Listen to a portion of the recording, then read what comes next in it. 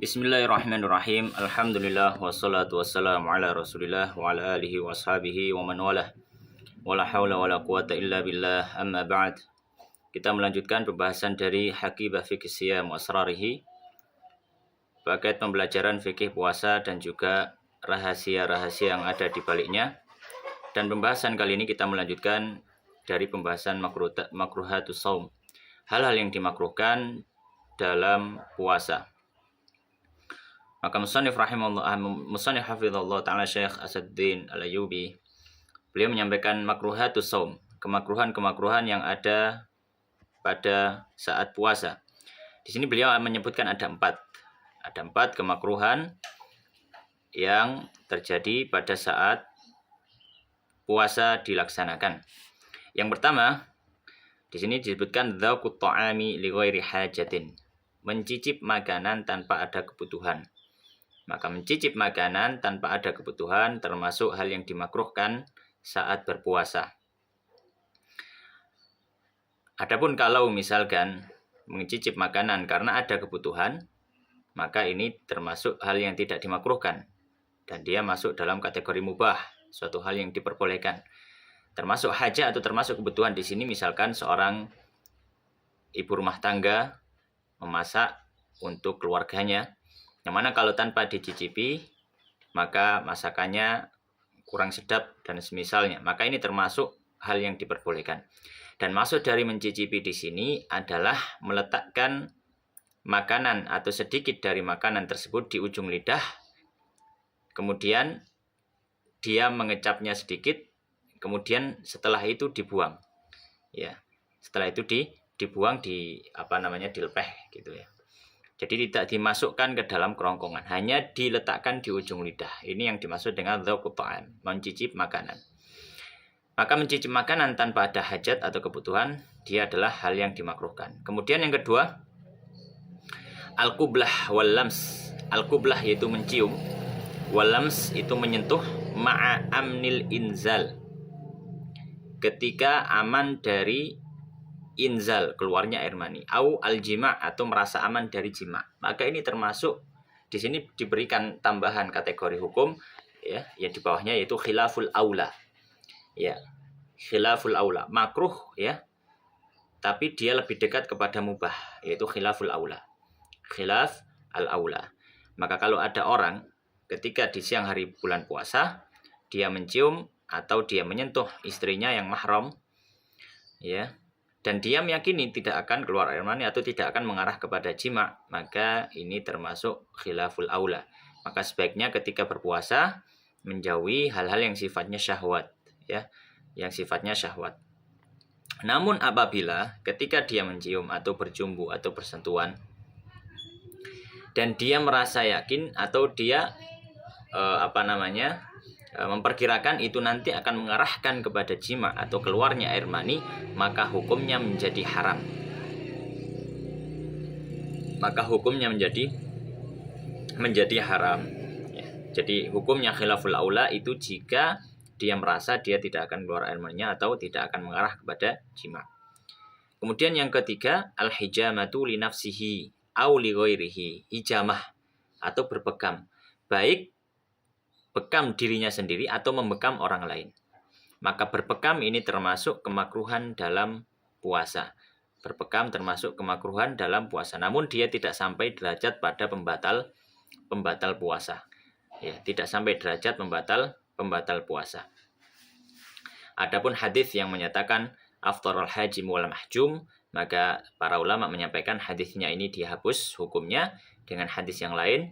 Ya, bahwasanya Nabi SAW ihtajama wa huwa shaim. Beliau melakukan hijamah dalam kondisi berpuasa. Akan tetapi khurujan min khilafi man abtala siyam bi al-hijamah ya, dalam sisi keluar dari khilaf orang yang mengatakan bahwasanya hijamah itu termasuk pembatal puasa, maka para ulama Syafi'iyah memberikan hukum hijamah menjadi satu hal yang dimakruhkan. Kalau bisa tidak melakukan hijamah, maka ini lebih utama. Yang terakhir, yang keempat termasuk kemakruhan puasa adalah al-mubalaghatu fil madmadati wal istinsyaq. Berlebihan dalam berkumur dan juga menghirup air ke dalam hidung saat berwudu.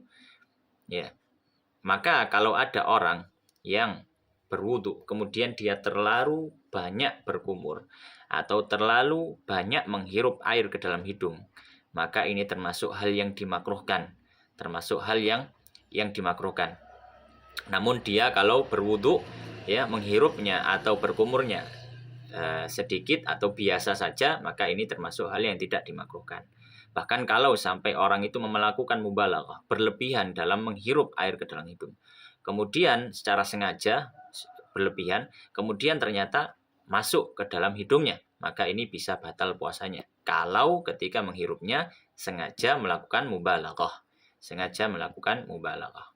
Tapi kemudian pembahasan berikutnya adalah muharramatus shaum, hal-hal yang diharamkan saat berpuasa. Kalau tadi adalah hal yang dimakruhkan, kalau sekarang adalah hal-hal yang diharamkan.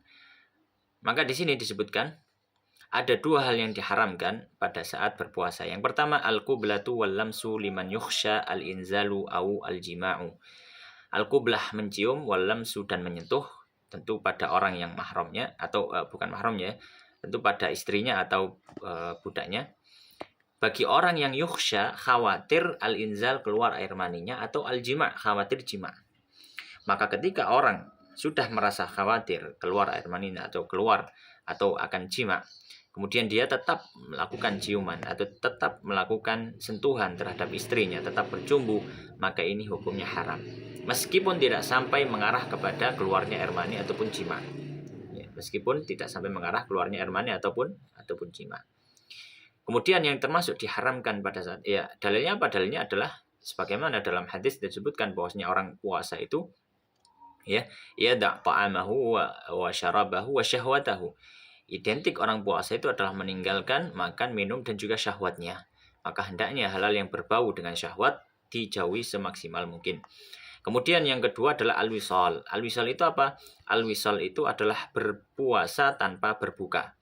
Al-wisal adalah berpuasa tanpa berbuka. Jadi dia nerus, kalau dalam bahasa Jawa, nerus. Jadi ketika dia sahur, kemudian dia menjalankan puasa, waktu berbuka dia tidak berbuka. Waktu berbuka dia tidak berbuka. Maka ini masuk dalam kategori yang diharamkan. Kategori yang diharamkan puasa nerus atau puasa tanpa berbuka. Karena Nabi Shallallahu Alaihi Wasallam menyampaikan, ma tazalu ummati bi khairin ma'ajjalul fitr. Selama umatku dalam kebaikan selama mereka menyegerakan berbuka. Dan Nabi Shallallahu Alaihi Wasallam menyebutkan bahwasanya wisal ini adalah termasuk hal yang tidak baik. Kemudian pembahasan berikutnya adalah pembatal puasa. Disebutkan ada 10 pembatal puasa yang ada di sini. Yang pertama, atau kita sebutkan dulu mubtilatus shaum, pembatal puasa. Yang pertama, dukhulu ainin, masuknya satu benda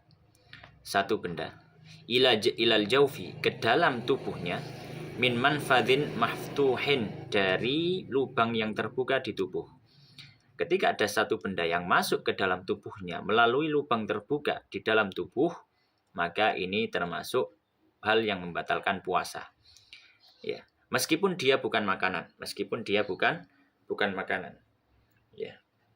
Misalkan ada air yang masuk melalui hidungnya, ada air yang masuk ke dalam mulutnya, meskipun bukan minuman misalkan, atau misalkan ada obat yang dimasukkan melalui duburnya, atau misalkan ada obat yang diteteskan ke dalam telinganya, karena telinga termasuk manfaat maftuh, ya, maka ini termasuk pembatal puasa, puasa. Akan tetapi kalau dia masuknya, atau mungkin kita jelaskan dulu, maka di sini perkataan musannif dukhulu ain, ya, masuknya ain yaitu benda yang bisa diindra, maka tidak masuk dalam kategori ini sesuatu yang tidak bisa diindra seperti angin. Maka kalau angin atau udara ini bukan ain, ya, ini bukan sesuatu yang mar'i, bukan sesuatu yang bisa dilihat, ya. Maka dia tidak masuk pembatal puasa meskipun orang bernafas atau menghirup udara dari mulutnya. Dan ditulis di sini, ya, ilal jaufi, ya, ke dalam jauf, min manfadhin maftuhin, dari lubang yang terbuka. Maka kalau masuknya ke dalam tubuh bukan melalui lubang yang terbuka, Misalkan dia masuk melalui pori-pori kulit, ya, maka ini tidak masuk dalam kategori pembatal puasa. Seperti apa? Yang misalkan seperti obat-obatan atau salep yang dioleskan, kemudian masuk melalui pori-pori kulit ke dalam tubuhnya, maka ini tidak termasuk apa? Tidak termasuk pembatal puasa. Dan jauf ini, sebagaimana yang disampaikan oleh para ulama, ada beberapa jauf. Yang pertama adalah ad-dimag, yaitu rongga tengkorak yang ada di kepala. Maka kalau ada sesuatu yang dimasukkan ke dalam rongga kepalanya, entah itu apa, disuntikkan atau operasi misalkan, maka ini termasuk jauf pembatal puasa. Kemudian juga rongga mulut, kemudian rongga hidung, kemudian lubang dubur, dan juga lubang kubul, lubang kemaluan, dan juga telinga. Ya, adapun mata ini tidak termasuk. Termasuk. Taib. Kemudian pembatal yang kedua adalah ta'ammudul qai, sengaja muntah. Maka ini termasuk pembatal puasa. Adapun yang pertama tadi dalilnya adalah tentu yang pertama adalah firman Allah Subhanahu wa taala, wa kulu washrabu hatta yatabayyana lakumul khaytul abyadu minal khaytil aswadi minal fajr tsumma atimmu siyama ilal lail. Ya, makan dan minumlah sampai terbit fajar. Dan para ulama ijma bahwasanya makan minum termasuk pembatal puasa, dan dikiaskan kepada makan dan minum segala macam sesuatu yang masuk ke dalam rongga yang melalui lubang terbuka di tubuh. Kemudian yang kedua ta'ammudul qai. Nabi Shallallahu alaihi wasallam menyampaikan, ya, man dzara'ahul qai, ya, au man istaqa'a falyaqdi. Ya, siapa yang sengaja untuk muntah, maka dia harus mengqadha puasanya, dalam artian puasanya adalah batal. Ya. Maka orang yang sengaja muntah, maka dia batal puasanya. Misalkan dia dengan memasukkan jari ke dalam mulutnya supaya memuntahkan yang ada di dalam tenggorokannya, maka ini termasuk batal puasanya. Adapun muntah yang tanpa sengaja atau muntah yang tanpa keinginan dirinya, misalkan dia berada di kendaraan kemudian mabuk dan tiba-tiba keluar apa yang ada di dalam perutnya, tiba-tiba muntah, maka ini tidak masuk ke dalam pembatal puasa, ya, tidak masuk dalam pembatal puasa. Baik, kemudian yang ketiga al-jima', ya, melakukan jima', hubungan suami istri, ya, yaitu masuknya zakar kepada farji perempuan, maka ini juga termasuk pembatal puasa. Ya, dalilnya apa? Dalilnya adalah ijma' kaum muslimin, atau ijma' para ulama bahwasanya jima' membatalkan puasa, dan juga hadis Nabi Shallallahu alaihi wasallam yang melandasinya ketika ada seorang yang bertanya kepada Nabi bahwasanya dia sudah menjima' istrinya, maka Nabi memerintahkan untuk membayar kafarah. Yang keempat al-inzalu bimubasyaratin au istimna'in. Keluarnya air mani dengan berjumbu atau dengan sentuhan. Maka kalau keluar air mani meskipun bukan dengan jima', tapi dia melakukan sentuhan. Misalkan dia berjumpa dengan istrinya, kemudian keluar air mani, maka ini membatalkan puasa. Atau istimna, ya, mengeluarkan air mani dengan tangannya atau dengan alat atau yang semisalnya, maka ini juga termasuk pembatal puasa. Maka di sini diketahui kalau misalkan dia keluar air mani tanpa ada unsur mubasyarah, seperti kalau misalkan dia bermimpi tanpa ada sentuhan, atau dia melihat tanpa ada sentuhan, kemudian keluar air maninya, maka ini tidak membatalkan puasa. Kemudian yang kelima adalah al-junun, gila. Gila termasuk pembatal puasa, karena orang yang gila tidak sah puasanya. Sebagaimana di pembahasan yang sebelumnya kita bahas bahwasanya termasuk syarat sah orang yang berpuasa adalah harus berakal. Yang keenam adalah as-sakar, mabuk au al-ighma, ataupun dia pingsan in ta'adda bihima, jika dia melakukannya, ya, in ta'adda bihima itu maknanya adalah jika dia dengan sengaja melakukan hal tersebut, dan itu termasuk hal yang dilarang. Misalkan orang meminum khamr, maka ini tentu adalah muta'addin bi fi'lihi. Dia adalah orang yang melakukan kezaliman dengan perbuatannya. Maka orang yang di tengah puasa kemudian dia mabuk ataupun dia hilang akal, ya, ataupun dia hilang akal. Maka jika perbuatannya itu ya karena kezaliman dari dirinya, maka ini bisa membatalkan apa? Membatalkan puasanya, membatalkan puasanya. Adapun kalau tanpa ada unsur kezaliman dari dirinya, ya, maka dilihat kalau misalkan kemabukannya atau kepingsanannya ini terjadi di seluruh hari, sepanjang hari di waktu puasa itu, misalkan sejak sebelum fajar sampai tenggelamnya matahari dia dalam kondisi pingsan, maka dianggap tidak berpuasa dan dia harus mengqadha. Tapi kalau misalkan sempat siuman, sempat sadar, maka puasanya dianggap sah. Ini untuk orang yang mabuk ataupun orang yang pingsan. Adapun orang yang tidur, maka secara mutlak dia sah puasanya dan tidak batal meskipun tidur sejak sebelum fajar sampai setelah tenggelamnya matahari. Yang ketujuh adalah haid, wanita haid. Wanita yang haid maka termasuk pembatal puasa, atau haid termasuk pembatal puasa. Maka wanita di siang hari puasa, ketika keluar darah haid maka otomatis batal puasanya. Kemudian yang kedelapan adalah an-nifas. Ketika di tengah hari puasa dia keluar darah nifas, maka batal puasanya. Yang kesembilan adalah al-wiladah, melahirkan. Maka kalau di siang hari puasa kemudian dia melahirkan bayi, maka batal juga puasanya. Kemudian yang ke-10 adalah ar-riddah, murtad, naudzubillah.